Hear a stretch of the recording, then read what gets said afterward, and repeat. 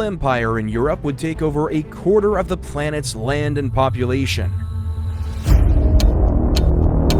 The foundations began on the lands of England, with a powerful British monarchy igniting an extraordinary story of exploration and world domination.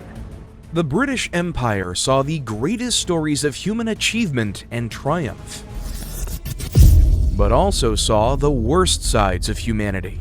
After the discovery of America around 500 years ago, they ventured out into the oceans. The British would encounter unknown civilizations, creating historic partnerships and rivalries.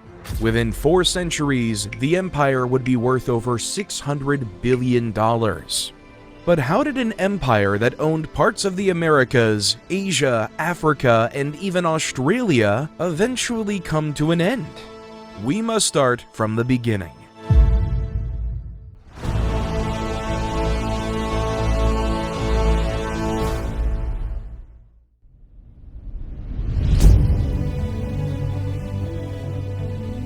Long before the knowledge of far-flung places, a man by the name of King Alfred the Great had to defend his small Anglo-Saxon kingdom from the invading Danish Vikings. In 878 AD, the Vikings under Guthrum launched a massive invasion, and Alfred was forced to retreat to the marshlands of Somerset, where he sought refuge on the Isle of Athelney. Alfred used this time to regroup and gather loyal followers. He formed a strong army, and in a decisive battle at Edington, he defeated the Viking leader Guthrum. The victory forced Guthrum to sign the Treaty of Wedmore, which established the Dane Law, a region of England where Viking rule was officially recognized, but also secured peace between the Vikings and the Anglo-Saxons. He then began the process of unifying all of the Anglo-Saxon kingdom, which his grandson Athelstan would finish. In 924, when Athelstan ascended to the throne of Wessex, his rule faced opposition and challenges from rival claimants, particularly from the Viking-controlled areas of Northumbria and Mercia.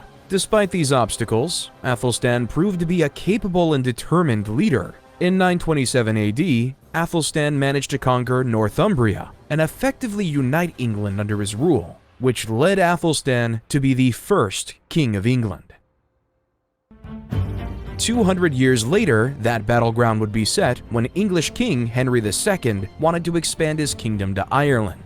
In the spring of 1171, King Henry II, accompanied by a retinue of knights and soldiers, sailed from England to Waterford, Ireland. Upon his arrival, he quickly set about asserting his authority, demanding the submission of various Irish kings and chieftains to his rule. Henry was determined to establish English control over Ireland, and firmly believed that the Irish kings should acknowledge his sovereignty. As news of King Henry's arrival spread across the island, reactions among the Irish leaders were mixed. However, when various Irish bishops and clergymen met at the Synod of Cashel in 1171, these religious leaders recognized Henry II as the sovereign ruler of Ireland, acknowledging his authority to rule the island, making Ireland the first colony of England, long before anyone knew they would be a global empire. Another 100 years later, in 1277, King Edward I of England wanted to bring Wales under his control and incorporate it into his kingdom. His desire to conquer Wales was driven by strategic, political, and territorial motivations. The journey towards the conquest of Wales began with the First Welsh War in 1277. Edward I launched a determined invasion into Gwynedd, the heartland of Welsh resistance in North Wales. His forces clashed with the Welsh defenders. Though fierce and relentless, the Welsh were eventually defeated, and their ruler, Prince Llewellyn, was compelled to submit to Edward's authority. Having established his dominance in Gwynedd, Edward I set out to solidify his control over Wales. He understood that military might alone not be enough to subdue the Welsh spirit of resistance, so he devised a multi-pronged strategy. One of the critical components of his plan was to construct a network of imposing fortresses across Wales to maintain English dominance and keep the Welsh in check. Despite the initial show of force, Welsh resistance persisted, and in 1282, a second conflict erupted known as the Second Welsh War. The war was fierce and hard-fought, but fate was not on the side of the Welsh. With the Welsh resistance largely quelled, Edward I swiftly solidified his conquest, making Wales part of the English kingdom. England's war struggles aren't done yet. From 1337 to 1453, the 100-Year War began with England and France. The everlasting conflict weakened both empires and kept England tied to their tiny island. Right after the 100 Years' War, England was amid another war. This time, it was between the House of Lancaster and the House of York in the infamous War of the Roses from 1455 to 1487. The Lancastrians won, and King Henry VI was declared king. The rest of the world was starting to open up. Christopher Columbus sailed the ocean blue in 1492 and landed in the Bahamas. After his initial landing, Columbus explored several other islands in the Caribbean, including Cuba and Hispaniola, now shared between the Dominican Republic and Haiti. He also explored the coasts of present-day Central and South America, including Venezuela and Panama. This discovery of a massive landmass led the British government to desire land on this new continent. When Italian Giovanni Caboto sought support from King Henry VII to explore this new continent and find a direct route to Asia, King Henry was intrigued and granted Caboto a patent, which authorized him to explore and claim any lands he might discover for the English crown. Giovanni changed his name to John Cabot, and he was ready to go. In May 1497, Cabot set sail from Bristol, England, in hopes to find a passageway to Asia. He led a crew of about 18 men aboard a small ship called the Matthew. Their journey across the Atlantic was challenging, as they faced treacherous weather conditions and unknown dangers. After several weeks at sea, on June 24, 1497, Cabot and his crew finally spotted land.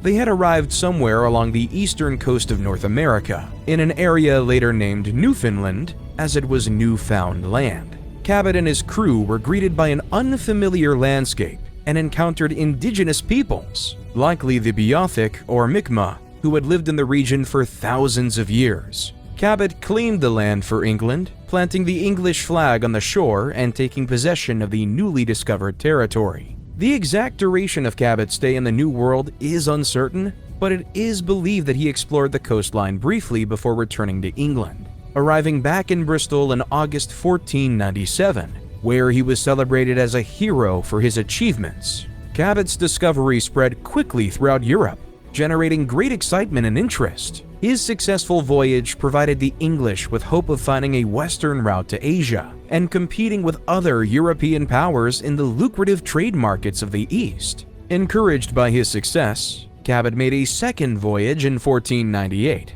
possibly intending to explore further and solidify England's claim to the newfound lands. However, the details of this expedition are lost to history. Some reports suggest that the voyage was successful, while others claim it ended in disaster, with Cabot and his crew lost at sea.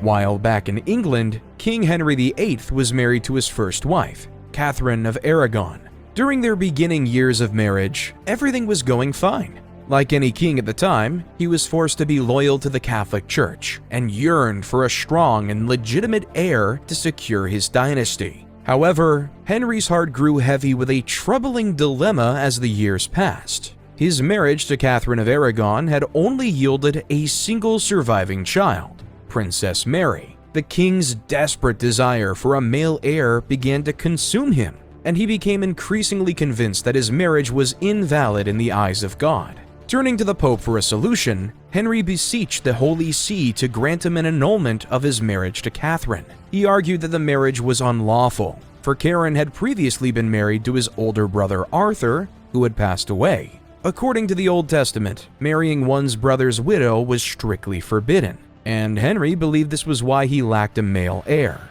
However, fate had other plans. The Pope, influenced by Catherine's powerful nephew, Emperor Charles V of Spain, refused to grant the annulment. Frustration and desperation gripped the king's heart, and he made a momentous decision. In a bold and unprecedented move, Henry VIII decided to break away from the Roman Catholic Church and establish his own church within England. So, in 1534, the English Parliament passed the Act of Supremacy, formally severing England's ties to the papacy and officially creating the Church of England. With King Henry VIII to be its spiritual leader, and Anglicism was born.